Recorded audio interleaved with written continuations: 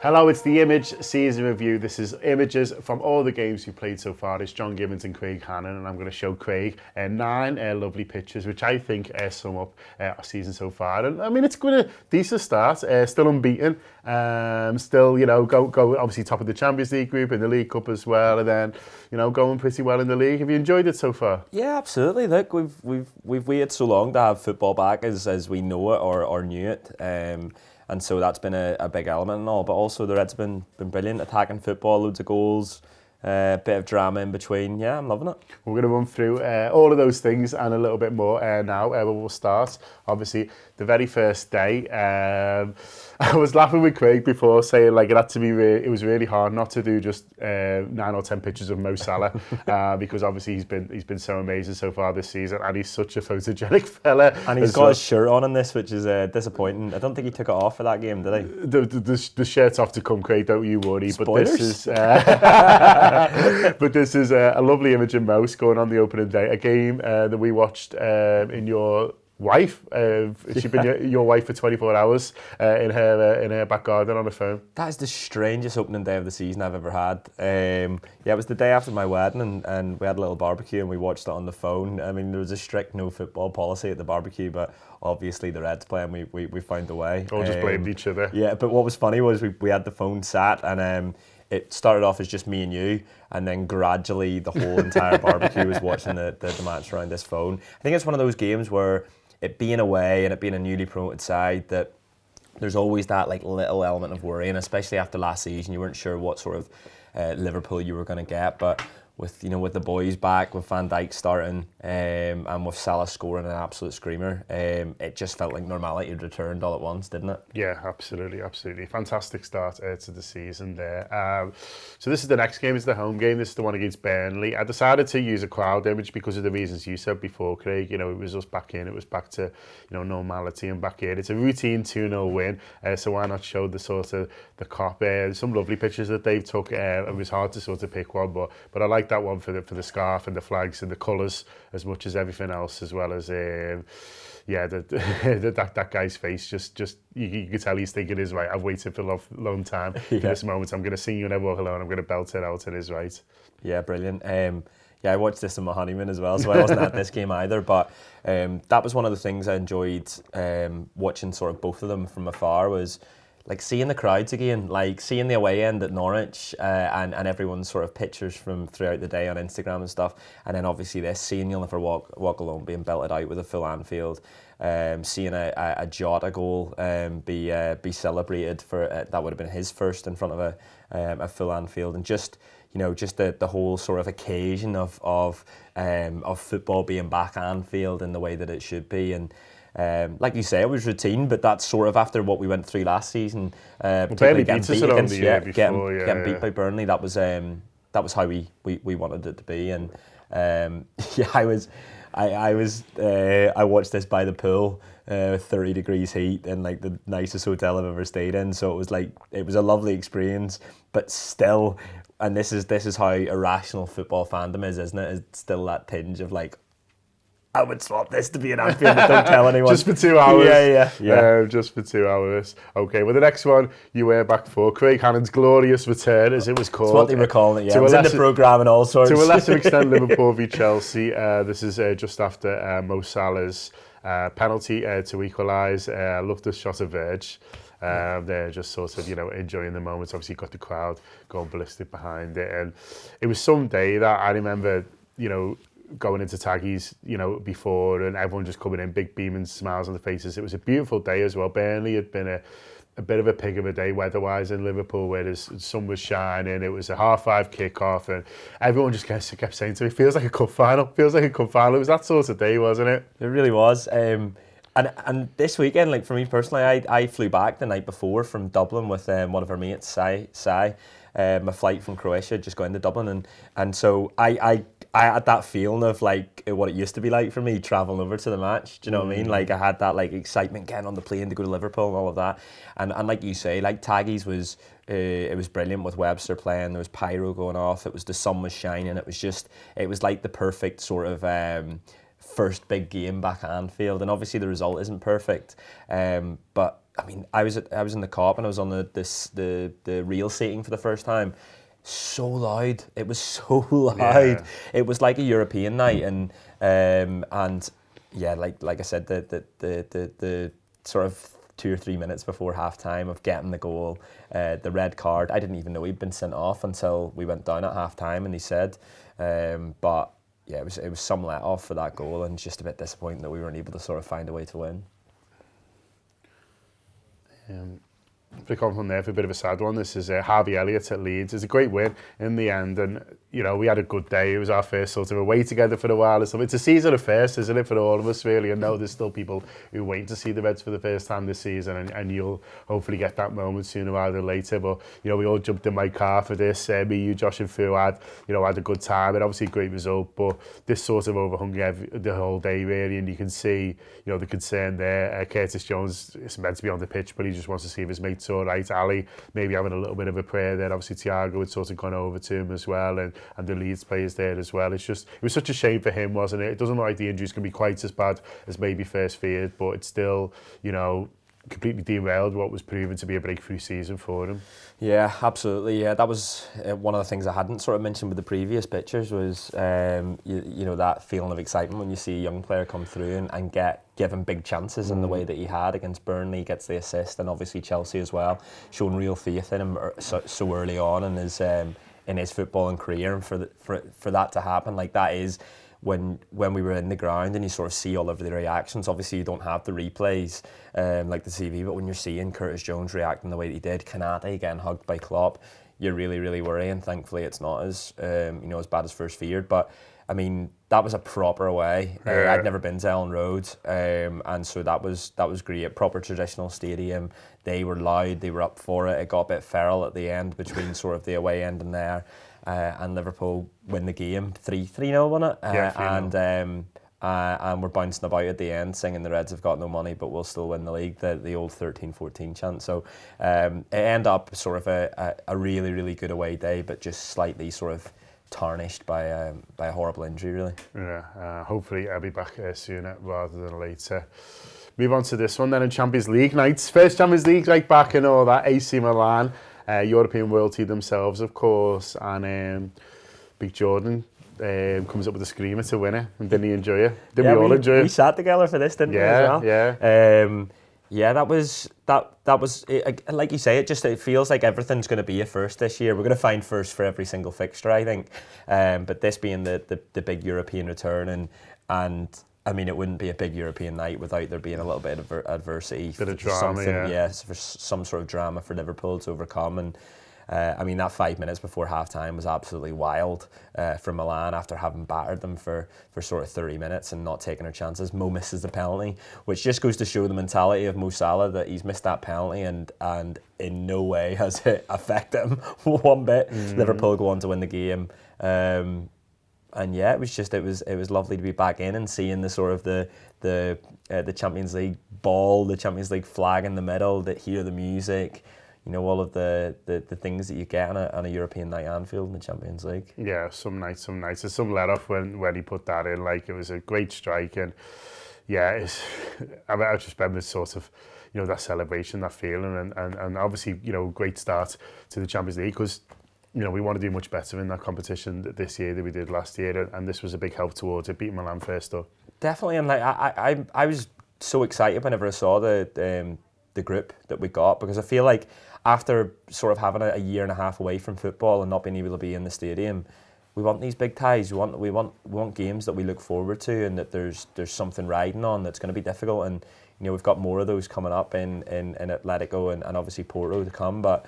Milan felt like the proper, like, that's the fixture you want to return to Anfield with, isn't it? And it was some goal. It's one of those that the day after, when I watched the replay of it, I was like, it's even better than I'd realised in the ground. Yeah, no, absolutely. It was some hits indeed. Okay, we'll move on. Here we go. This is Liverpool v Crystal Palace. And I mean, Rockliffe's got some amazing shots from this game, it must be said, but so I had to go with that one in the end. I mean, he's some player, isn't he, Craig? I mean, this was a 3-0 against Palace. He'd made us work for it a little bit, to be fair. Started well in the game, but, you know, Salah gets his customary goal, and you know, it's just watching him this season. It's like he's gone up on a level again somehow. Yeah, absolutely. And it feels like the wider media have sort of got onto it a bit later than all of us really. His numbers are outrageous. Like I keep saying it, his goals per game ratio is better than anyone post-war, and only Gordon Hodgson from the 30s has a better ratio, and it's by 0.05 or something. So it's like it's almost exactly the same. Yeah. You know, I've been loving his posts on social media this year. You know, he's not part of the leadership team, but you can sort of see that there's a message that he's trying to get out to the fans, and you know, I mean, yeah. Him scoring on that day was incredible. The celebration, even if it is against, you know, Palace, you wouldn't sort of necessarily, you think of something like that against Chelsea when he did it, or United. But yeah, I mean, the first half of this game was the most hungover I've ever been at a football match. I was glad to have the real seating, because I held on to it for the info I had out the night before until the next day mostly. But Salah scores and you get a huge burst of energy. He gave me that energy, and for it to be the second, for it to be the one that sort of all but confirmed Liverpool getting another 3 points. And again, the atmosphere was great. The atmosphere was great for what was a 3 p.m. Saturday sort of run-of-the-mill game. Is there anything Mo Salah can't do? Curing hangovers. Is there anything he can't do? Look at his wee face, though. His wee face, honestly. Okay, this is a nice shot of Curtis Jones. We draw this game 3-3, but Kurt takes it to 3-2, and he's been another, you know, positive of many positives so far this season. You know, how he sort of stepped up. It can't have been easy for him watching Harvey Elliott getting the team ahead of him, and then obviously getting the plaudits he did. But he took his time, and his performances recently have been excellent. And it was some strike, a little nick, but that can happen sometimes. You know, we had it against us, you know, against Man City, but how cleanly he hits the ball, and it's a cool celebration as well. Really was, yeah. And it's one of those where that kind of performance, there's a little worry around that performance, because it was the kind of performance that would be seen in 17-18 under Jurgen Klopp, and we not necessarily haven't seen that from them since we won the league and the European Cup. But I mean, it was some game. It was a brilliant advert for sort of Premier League football, and you know, there's a world in which Liverpool sort of hold out, and we're all talking about, weren't Brentford great? You know, what a brilliant addition they are to the Premier League, but Liverpool got the points. Obviously, they didn't this time. But for him to score that, and for him to put in that performance as well, because he's not been talked about that much early in the season, and obviously Harvey Elliott's the new sort of young player to come through.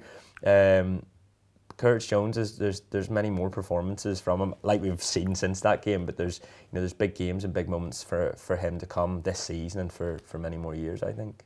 In terms of this game that you mentioned there, that you know, I had a few flashbacks to times where Liverpool were a bit rockier.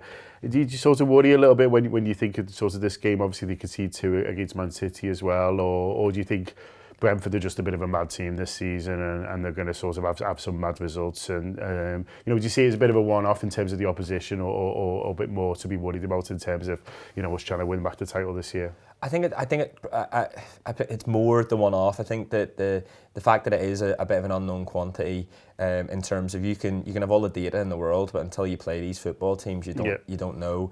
You know, it's a new stadium for them. It's a 5:30 kickoff on a Saturday night. It's all of the hits. If I was a Brentford fan and a Brentford player, it's the exact time I'd want to play Liverpool. And you know, I think you sort of just have to put it back down as one of those games and move on. And if there are more performances like that over the next couple of months, then it becomes something to worry about. But you know, it's interesting to see how sort of Liverpool bounce back from that. They've obviously got the draw against City since then, and there's a huge run of games coming up. But yeah, I'd put it down as an anomaly. The optimist in me does that.